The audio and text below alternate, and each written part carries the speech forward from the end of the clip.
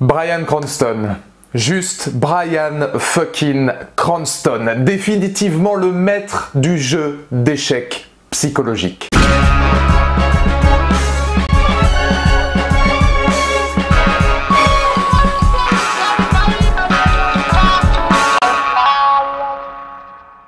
Bonjour à toutes et à tous, c'est Valou et bienvenue pour cette toute nouvelle vidéo, ce nouveau Valou TV. Oui, il y en a beaucoup en ce moment, mais là c'est normal, c'est pour parler de Your Honor, la nouvelle série de Bryan Cranston, diffusée sur Showtime aux États-Unis et disponible sur Canal+ en France, qui vient de se terminer cette semaine. Et il n'y a pas à dire, c'était vraiment très puissant. Ça faisait longtemps que j'avais pas vu une écriture aussi intelligente, potentiellement peut-être depuis Mr. Robot ou Breaking Bad, sur ce genre de mini-fiction où il y aurait énormément de choses à dire, portées par un Bryan Cranston évidemment extraordinaire, qui certes au travers de son histoire va développer moultes ambitions scénaristiques, que ce soit sur le racisme, la place évidente des Afro-Américains dans une ville comme la Nouvelle-Orléans, les valeurs familiales, les valeurs amoureuses, la redéfinition aussi de la mafia, puisque vous allez voir que la mafia de la Nouvelle-Orléans que nous est proposée dans Your Honor est quand même radicalement différente de celle que l'on peut avoir d'habitude. Et au sein de tout ce que peut nous proposer cette série, une mise en scène léchée, une bande son vraiment très cinématographique et évidemment des acteurs implacables, il y a un sujet que j'avais vraiment envie d'aborder avec vous, c'est peut-on faire le mal si c'est pour faire le bien? Quelle est l'analyse d'une intime jonction qu'il peut exister entre le bien et le mal si c'est pour sauver quelqu'un que l'on aime? C'est la grande thématique que j'ai envie de discuter avec vous puisqu'elle est gérée de main de maître dans la série. Et attention donc, je préfère le préciser, il faut impérativement avoir vu Your Honor pour regarder cette vidéo. Ce sera blindé de spoils, des spoils qui 1 vous permettront de comprendre mon analyse et qui 2 déterminent le fait que j'ai envie de vous les préciser d'abord parce que pour moi, il faut absolument regarder Your Honor.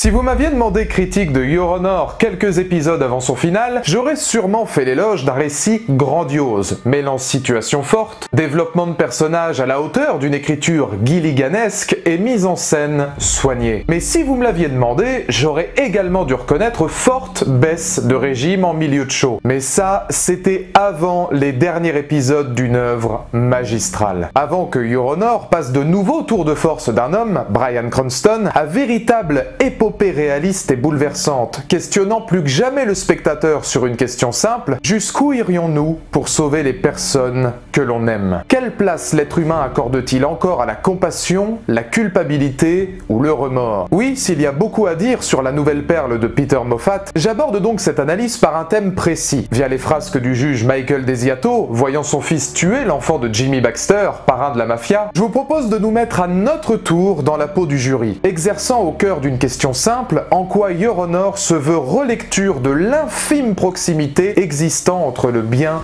et le mal. Les actes de Desiato peuvent-ils se justifier s'ils sont réalisés par amour? Messieurs, dames, sortez votre plus belle robe, la parole est nôtre. Auriez-vous une vision latérale qui vous permet de voir dans les coins? Ou êtes-vous un menteur? Il est donné à l'homme de savoir discerner le bien du mal, et souvent, il est entraîné à faire le mal par faiblesse ou par sentiment indéfinissable. Citation de l'écrivain P.J. Stahl définissant presque notre analyse. Car il arrive parfois que le mal agisse avec profonde souffrance, ou événement inattendu changeant à jamais le cours de nos vies. Et là où Your Honor me passionne, c'est qu'elle symbolise exactement cette théorie. Au fil de son aventure, l'amour d'un père pour son fils semble devenir sentiment indéfinissable, le conduisant vers le mal. Idéologie pourtant loin de sa personnalité première. À l'ouverture du show, il se présente au spectateur comme un juge honnête. Parfaite balance entre droiture de sa profession et réelle empathie pour son prochain. C'est exactement ce que, pour moi, représente Bryan Cranston. Compétent, exemplaire, mais gardant tendresse et douceur pour le monde qui l'entoure. Oui, Michael Desiato est un exemple de sa profession. Mieux, c'est aussi un bon père, proche de son fils et prêt à tout pour le voir s'épanouir. Bien sous tout rapport, même si ferme dans ses positions professionnelles et aux méthodes parfois borderline, le mal semble loin de sa pensée. Pourtant, une situation viendra complètement changer la donne. Est-ce qu'il va bien? Il est mort. Je crois qu'il est mort. Oh mon Dieu. Confronté à une situation effroyable, découvrant son fils comme l'assassin accidentel d'un adolescent, le voilà d'emblée au cœur d'une décision importante. Souhaitant tout d'abord faire régner la justice, livrant son fils aux forces de l'ordre, découvrir que la victime se nomme Baxter, héritier d'une famille mafieuse, redistribue complètement les cartes. À cet instant, une première question se pose. Que choisir entre faire ce qui est juste et sauver son fils d'une mort certaine? Comment réagir quand, à l'instar de Desiato, il s'agit également d'un acte allant à l'encontre même de votre profession? C'est ici que, comme il le dira à de nombreuses reprises, aimer quelqu'un dépasse le cadre du bien et du mal. Il ne s'agit plus de moralité, de justice, mais d'une transformation due à ce sentiment indéfinissable. Aimer autant une personne, ça peut te transformer. Faire de toi quelqu'un que tu n'aurais jamais imaginé. Assommant aussitôt le spectateur, le bien et le mal seront alors plus que jamais connectés. Voilà Michael manœuvrant dans un chaos qu'il ne désirait pas, dans l'unique but de sauver sa vie et celle de son enfant. Dès lors, les situations s'enchaînent. Devant faire disparaître les preuves de son meurtre, il enclenche jeu d'échecs, anéantissant non seulement son existence, mais aussi celle de nombreux personnages. Pour ce faire, il n'hésite pas à corrompre, manipuler, user de la justice à ses propres fins, allant même jusqu'à défendre juridiquement le deuxième fils Baxter, condamné pour le meurtre d'un dommage collatéral de sa propre manipulation. Récital sous forme de mind game psychologique, tout le mal effectué par Cranston n'a qu'un but, faire le bien. Mais y a-t-il toutefois une limite lorsque l'on veut sauver l'être cher? Je vous dis que je ne peux rien faire! Je ne peux rien pour vous.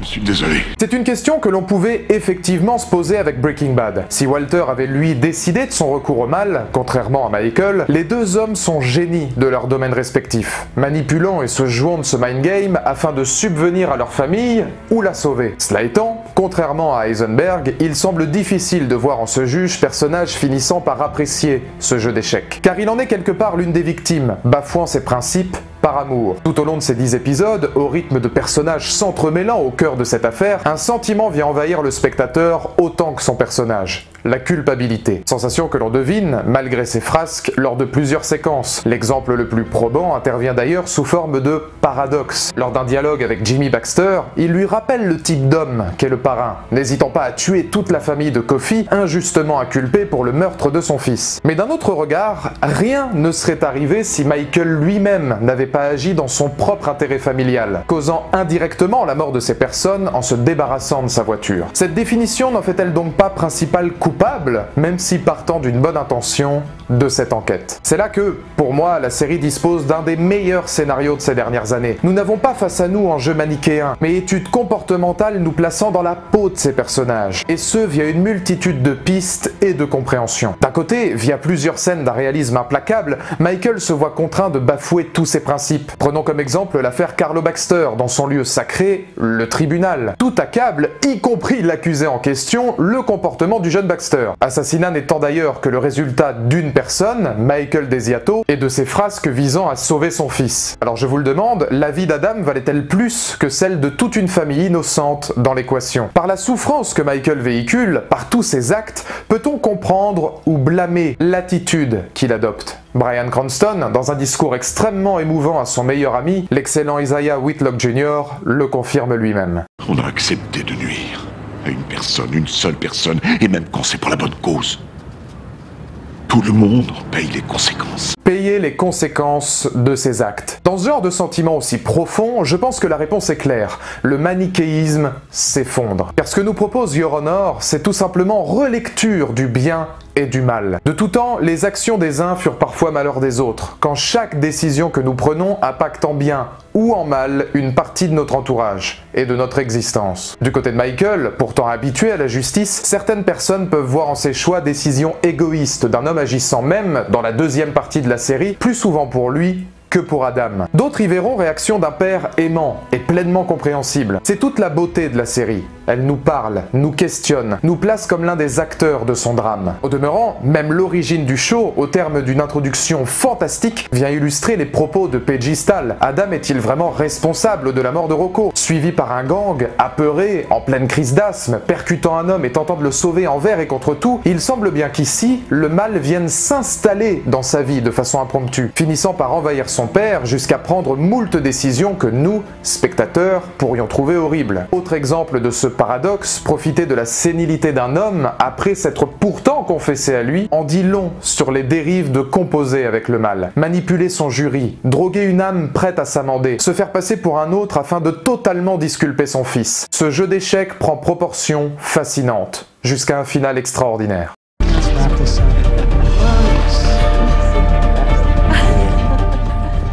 Qu'on se le dise, l'ultime épisode de Your Honor est un joyau, aussi bien dans sa narration que dans les péripéties amenant à plusieurs révélations, dont la plus importante de toutes, les mensonges de Michael. Ce n'est que lors de ce dernier acte que quelques grilles de lecture s'offrent à nous. Il le dira à travers de nombreux dialogues, il y a une différence entre le mensonge et l'amour. En tout cas pour lui, l'homme préférant donner sa vie pour sauver celle de son fils. Lui qui, par de subtils détails narratifs, viendra offrir clé de compréhension à cette analyse. Révélant par exemple à Adam les dérives conjugales de sa femme, il lui fera comprendre qu'une simple erreur ne devrait pas définir qui elle était, sous-texte pouvant s'adapter à son comportement ainsi qu'à celui de son fils. Via cet épisode, nous devinons alors un homme prenant décision fatidique. Il choisit le mal, appuyant ses zones d'ombre et franchissant cap de non-retour que même le spectateur ne peut traverser. À tel point que, comme un boomerang, la dernière scène du show viendra lui faire payer conséquence de ses actes, le laissant seul avec son âme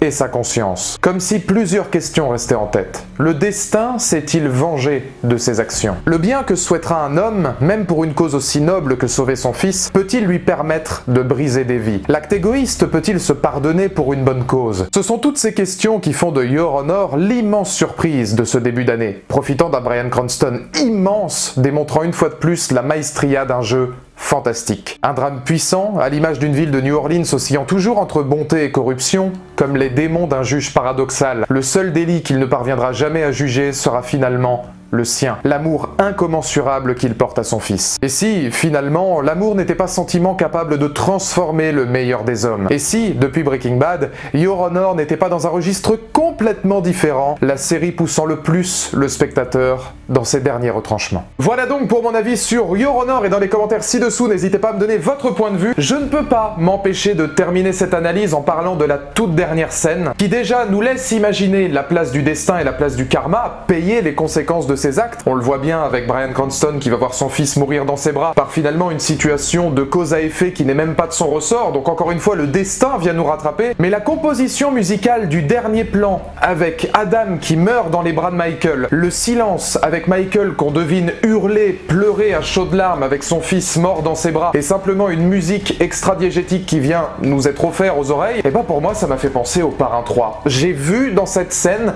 Al Pacino qui tient Sofia Coppola dans ses bras avec le même mouvement de cadre, avec le même plan, cette espèce de même envie, et peut-être potentiellement cette même idée de payer les conséquences de nos actes, même si au final la scène est géniale puisque c'est justice qui est rendue à la véritable personne qui était morte, c'est-à-dire Kofi, sur la véritable personne qui avait assassiné Rocco. Donc c'est vraiment une intelligence d'écriture hors norme, et cette scène-là qui vient pour moi presque me refaçonner toute la série et me faire penser au film de Francis Ford Coppola, Le Parrain 3, c'est quand même pas mal. Donc n'hésitez vraiment pas à regarder cette série, c'est quand même clairement un chef-d'œuvre, et puis Bryan Cranston, non mais ce mec est monstrueux. Un jour, vidéo sur lui. Une place n'est pas un mot mais une promesse d'avenir. Pour croire en mes rêves, t'es dans le vide et l'autre sur l'accélérateur. Être gentil c'est vraiment cool, être honnête c'est fédérateur. V'est-ce qui toujours l'est, faut qu'il y en a de plus en plus.